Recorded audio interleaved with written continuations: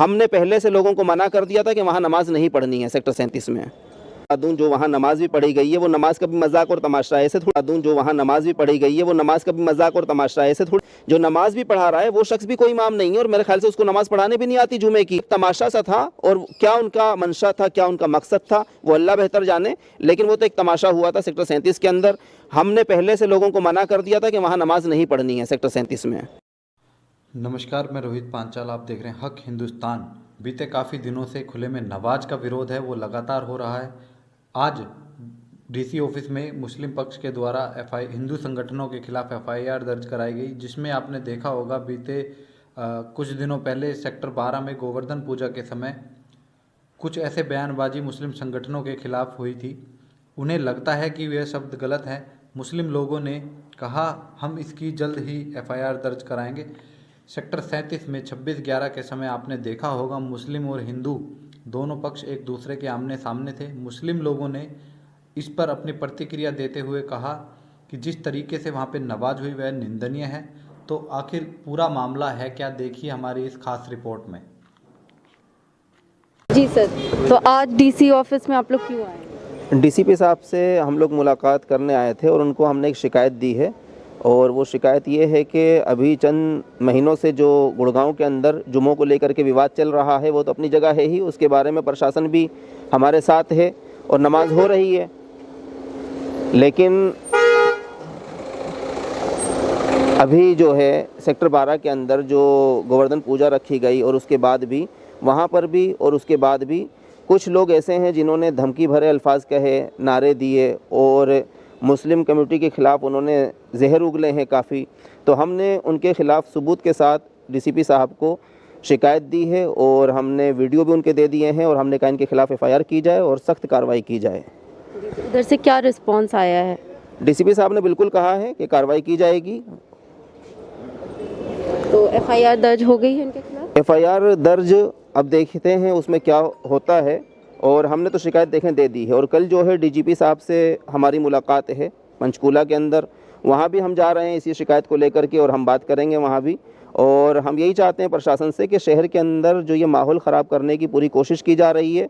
बहुत से लोग कहते हैं कि ये हिंदू संगठन के हैं, तो मैं कहता हूँ ये हिंदू भी नहीं हैं, ये तो चंद दंगाई हैं जो इस तरह से कोशिश कर रहे हैं और शहर के माहौल को ख़राब कर रहे हैं। तो उनके खिलाफ़ हम कार्रवाई चाहते हैं, हम किसी हिंदू के खिलाफ़ थोड़ी चाहते हैं। सर, आपके पास परमिशन कितनी है, कितनी ज़मीनों की परमिशन? जो हमारे पास परमिशन है तो शुरू में तो परमिशन हमारे पास 37 जगह थी जिसमें 3 मस्जिदें थी और वही परमिशन है हमारे लिए, क्योंकि 2018 के अंदर जब ये बात हुई थी तो 116 जगह नमाज होती थी और शहर के कुछ जिम्मेदार और प्रशासन, जिसमें DGP अपना क्या कहते हैं D सुरेश साहब थे जो यहाँ डिविजनल कमिश्नर थे, संदीप खेरवार जी थे, विनय प्रताप जी थे, सारे लोग बैठे थे, हम लोग भी थे और ये तय हुआ था कि बहुत ज़्यादा जो जगह नमाज होती है इससे ट्रैफिक कहीं डिस्टर्ब होता है, कहीं कोई परेशानी आती है, इसको कम कर दें। तो उस वक्त इस नमाज को कम किया गया था और फिर सबके मशवरे से ये 37 जगह दी गई थी, जिसमें गलती से 3 मस्जिद ऐड हो गई थी। हमने फिर भी कुछ नहीं कहा तो 34 जगह हमें मिली, वहाँ शांति से नमाज हो रही थी। 2018 से कहीं कुछ नहीं था, ये चंद महीनों से ही सारा विवाद शुरू हो गया। सर, अभी पीछे जो शुक्रवार गया है उस टाइम पे आप ही की तरफ से कोई बंदा था, उन्होंने बोला था कि हमारे पास लिखित में परमिशन है 20 जगह की, तो क्या वो आपके पास है उसके कुछ? देखिए, लिखित में जो परमिशन है, लिखित में तो वो 37 भी है और जो 20 जगह है जो लिखित में बात आ रही है ना कि कोई जी जी और उसी में कोई कह रहा है कि वो जगह भी अभी लिखित नहीं है। नहीं, ऐसा नहीं है। अब ये कहा जाए कि कोई स्टैंप लगी हुई है या प्रशासन ने उस पर कोई रिसीविंग दी है, ऐसा कुछ भी नहीं है। ये आपसी भाईचारे से 21 साल से नमाज हो रही है शहर के अंदर और प्रशासन ने भी जो हमको इजाज़त दी थी वहाँ पर सबसे बड़ी बात PCR देखी जाती थी, सिक्योरिटी वहाँ पर रहती थी, उसके बाद कोई बात ना हो, कोई इंतज़ामिया ख़राब ना हो, इस वजह से सब कुछ था। और अपने CM साहब ने भी जो ये बयान दिया था कि जहाँ इनको जगह दी गई है वहाँ पर सिक्योरिटी दी जाए, तो हमारे लिए तो यही बहुत बड़ी परमिशन है। और मैं कई बार कह चुका हूं कि यहाँ पर जो खुले में नमाज भी है वो मजबूरी की हालत में हम पढ़ रहे हैं। अब जैसे गुरुद्वारे वालों ने अपना बहुत बड़ा दिल करके ये कहा आप गुरुद्वारे में नमाज पढ़ लीजिए, हम नहीं गए पढ़ने के लिए क्योंकि सामने हमारी मस्जिद मौजूद है। तो जहाँ मस्जिदें नहीं हैं, जहाँ दिक्कत और परेशानी है, मुसलमान नमाज के लिए परेशान है, वहाँ हम नमाज कराते हैं। और फिर उसमें भी 2018 में यह था कि 2-2 किलोमीटर पे नमाज होगी, उसके करीब में नहीं होगी, हमने वैसे ही रखा था। अभी आने वाले 3 तारीख को कहा जा रहा है कि ये जो खुले में अभी नमाज हो रही थी, जो 20 जगह दी हैं, उन्हें भी बंद कर दिया जाएगा। मैं यही तो जानना चाहता हूं कि जो ये कह रहे हैं कि हम 3 तारीख को 4 तारीख को सारी नमाजें बंद कर देंगे, क्या वो हमसे ज़्यादा हक रखते हैं इस गुड़गांव की सरजमीन पर?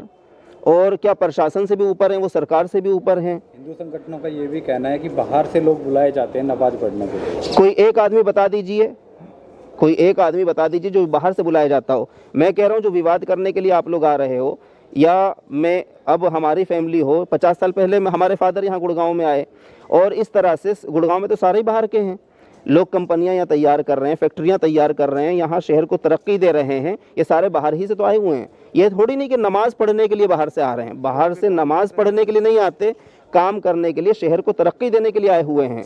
जिन्होंने यहाँ पे किराए पे घर ले रखा है, कमरा ले रखा है। 37 के अंदर अब ये जो हुआ, वहाँ पर 1000 आदमी नमाज पढ़ता है, बड़ा ग्राउंड है, सरकारी ज़मीन है, वहाँ पर विवाद अब हुआ।